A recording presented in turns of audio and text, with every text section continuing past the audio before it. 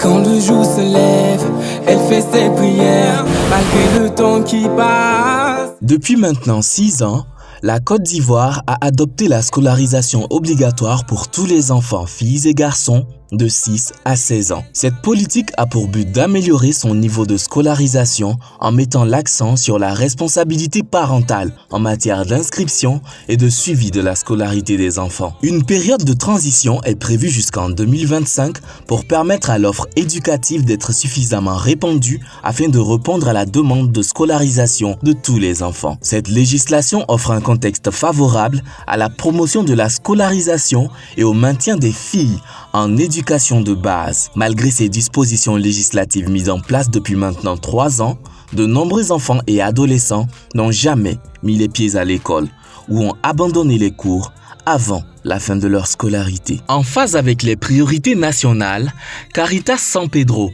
en partenariat avec UNICEF, se propose d'apporter une solution à ce phénomène à travers le projet de mise en place des classes passerelles pour la scolarisation, la réintégration et le maintien des enfants de 5 à 14 ans dans le système éducatif, surtout la jeune fille, dans les régions du Boclé, de la Nawa et de San Pedro. Faire participer toutes les entités de la communauté en première ligne dans l'appropriation de la réalisation de l'éducation des enfants est une priorité majeure des actions menées par Caritas San Pedro. Cependant, les activités du projet ont connu un aménagement du fait de la pandémie de la COVID-19 qui a fait en Côte d'Ivoire son premier cas en février 2020. Cette modification du projet concerne la riposte à la COVID-19 à travers la sensibilisation des communautés et la réalisation des activités favorisant l'apprentissage des enfants en situation d'urgence et pendant la fermeture des écoles. Au cours de cette période d'urgence, de juillet à septembre 2020, plusieurs activités ont été réalisées par Caritas San Pedro dans 48 localités dans les régions du Boclé, de la Nawa et de San Pedro. Les enfants issus de ces différentes localités cibles ont pu bénéficier des kits scolaires leur permettant de suivre les cours à distance. Parmi les élèves bénéficiaires se trouve la petite Nassiratou Belem, âgée de 10 ans, en classe de CE1 et handicapée physique. Elle parcourt malgré sa condition environ 8 km par jour pour pouvoir suivre les cours dispensés dans son école. Suivant l'édifiante histoire de l'adolescente Nassiratou Belem, résidente de Albert Cro et qui fréquente l'école de Mabéiri 1, située à 2 km de son lieu de résidence. Mais avant, découvrons beaucoup plus loin, soit à 11 km de l'IEPP d'Okruyo et à 30 km de la ville de Soubré, le village d'Albert Cro. L'un des villages pilotes de formation et de la mise en place des comités communautaires d'éducation et de lutte contre la COVID-19.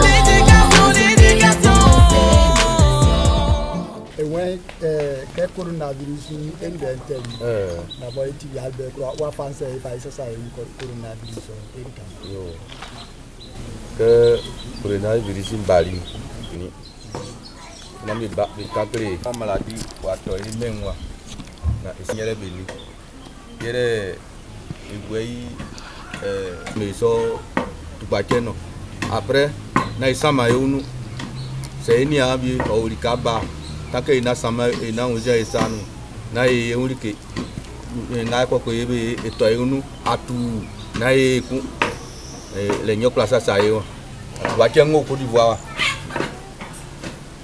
Le chef dit par les audios et par la radio aussi à mettre des dispositifs de lavage des mains partout là. Du retour, si on sort à notre retour, on doit laver les mains. Puis désormais, il faut respecter les mesures barrières, ne plus se donner des accolades et autres.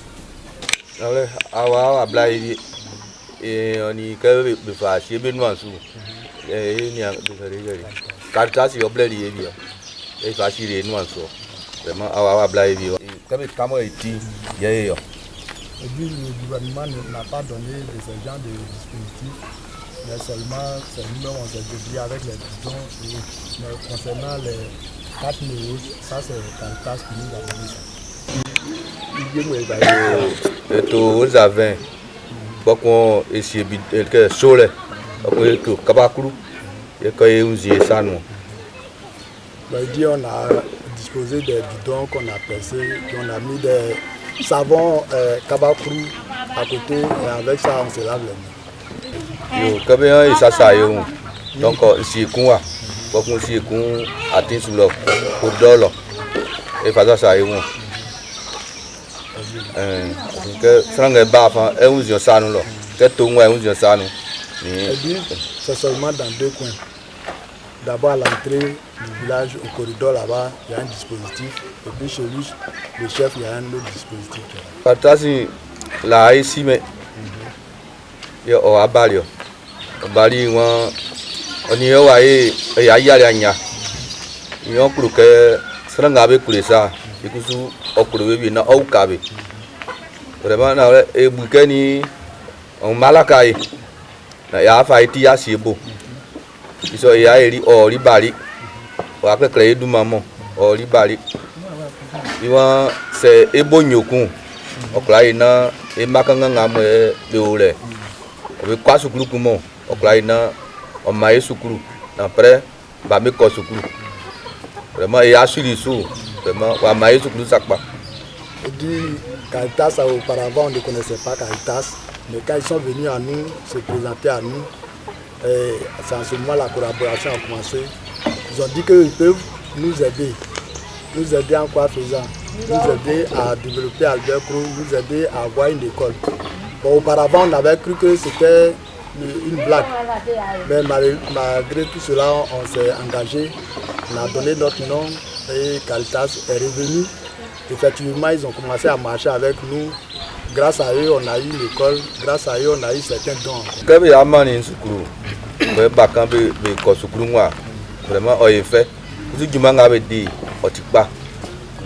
En tout cas, quand les enfants sont venus, disons quand Caritas a fait de sorte qu'il y a eu l'école ici, pour que les enfants apprennent, vraiment, il a été content.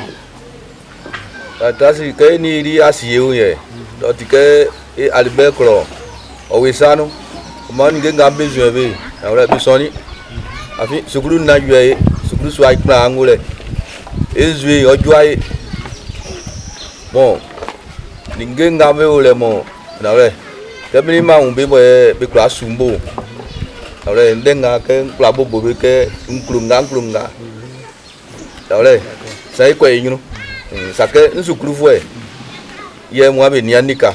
Il dit qu'il voudrait que Caritas fasse beaucoup de choses pour nous, à Albert Creux.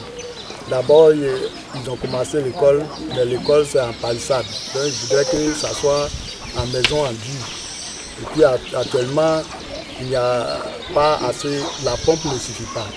Donc, il voudrait que Caritas nous aide encore à avoir de l'eau potable.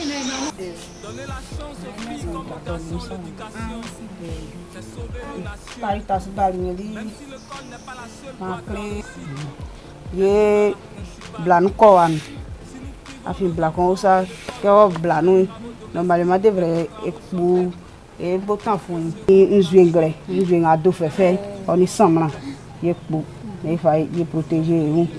Il m'a dit vrai, ça, il y a ça, ça va, il y a c'est un rimao, puis mamie, pour protéger les enfants, surtout la jeune fille qui est, disons, plus vulnérable, nous avons identifié une personne dans la localité qui était chargée de sensibiliser ces jeunes filles-là sur l'hygiène menstruelle pour éviter les grossesses en cours de scolarité. Parce qu'il faut dire que pendant la fermeture de l'école, dans les villages, elles sont plus exposées à prendre des grossesses. Donc, cette personne était chargée de recenser dans la localité toutes les filles dont là les compris entre 9 et 19 ans et faire un programme en fonction des âges, puisqu'il faut dire qu'on ne peut pas les mettre ensemble pour faire les sensibilisations parce qu'elles ont des niveaux, des connaissances différents. Donc on les a regroupées par la tranche d'âge et elles mettaient des sensibilisations sur l'hygiène menstruelle et comment garder son cycle menstruel, aussi sur l'hygiène corporelle. Une fille avec qui tu as discuté au moins? 92 personnes. 92 filles. Elles viennent d'où ces filles-là? Elles sont ici. Il y a d'autres qui vont à l'école. Il y a d'autres qui sont ici. Et comment ça se passe les rencontres avec elle? Quand je vais vers eux là, ça se passe bien. Comme la fille du chef là, je vais chez elle pour l'expliquer comment une fille doit marcher pour ne pas tomber enceinte. Mais les parents ne se fâchent pas avec toi parce que tu viens... Non, avant de parler à la fille, il explique aux parents. Et il n'y a pas des parents qui ne sont pas d'accord avec ça? Non. Non. Ensuite, pour les membres des CC Covid qui étaient chargés maintenant pour le volet éducation, d'encadrer les enfants pendant la fermeture de l'école, lorsque les cours en ligne passaient à la radio, ils regroupaient les enfants par quartier, puisque j'ai dit qu'il y a 4 grands groupes ethniques. Donc, dans chaque cours, avec les postes, après que le cours soit terminé, ils donnaient des exercices aux enfants et ils corrigeaient. Quand le jour se lève, elle fait ses prières. Malgré le temps qui passe, elle garde espoir. Elle garde espoir. Comme tous les enfants de son âge, Belem Nassiratou adore venir à l'école pour apprendre car elle rêve de devenir plus tard une institutrice. D'origine burkinabé, Nassiratou est issue d'une famille nombreuse et vulnérable. Notre petite écolière, malgré son handicap physique des membres inférieurs, participe sans complexe aux travaux domestiques et champêtres, mais aussi et surtout aux nombreux amusements et jeux avec ses camarades. En génération.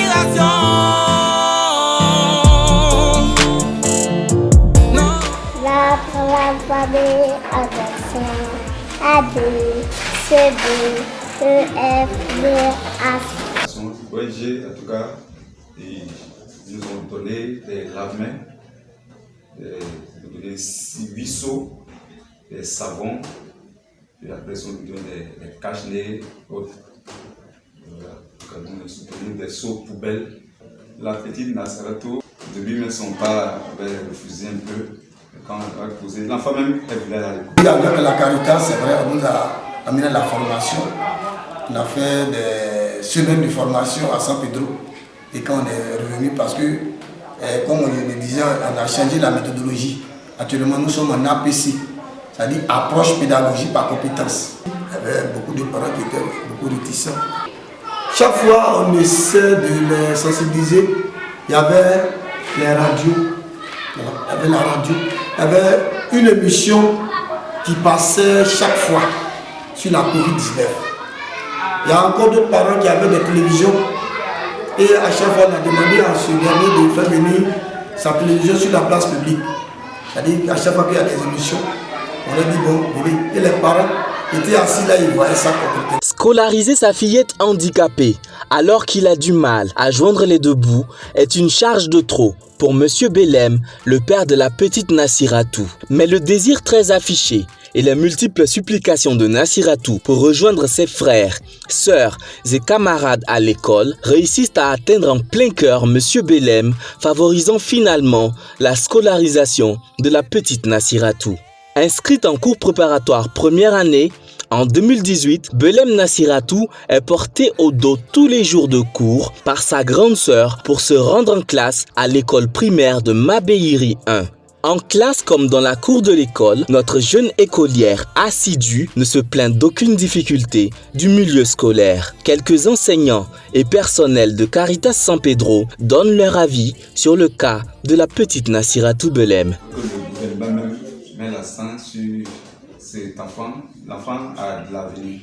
Mais par rapport à les moyens, peut-être à la longue, les parents vont la laisser. Donc, il veut que le gouvernement lui apporte de l'aide. En lui prenait des roulettes là, vélo, voilà, roulettes pour que l'enfant puisse venir. Et en plus, si la cantine est toujours, l'enfant peut venir à l'école régulièrement. Depuis l'année à ça. Et je donne ordonnance. C'est toujours là.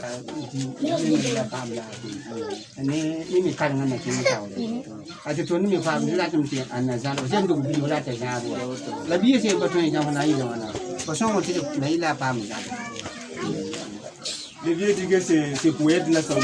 Et nous-mêmes, en tant qu'enseignants, on a même acheté des cachets qu'on a offert aux enfants aussi. Pour nos propres frères, on a fait ça. Et on leur montrait comment faire pour pouvoir se protéger.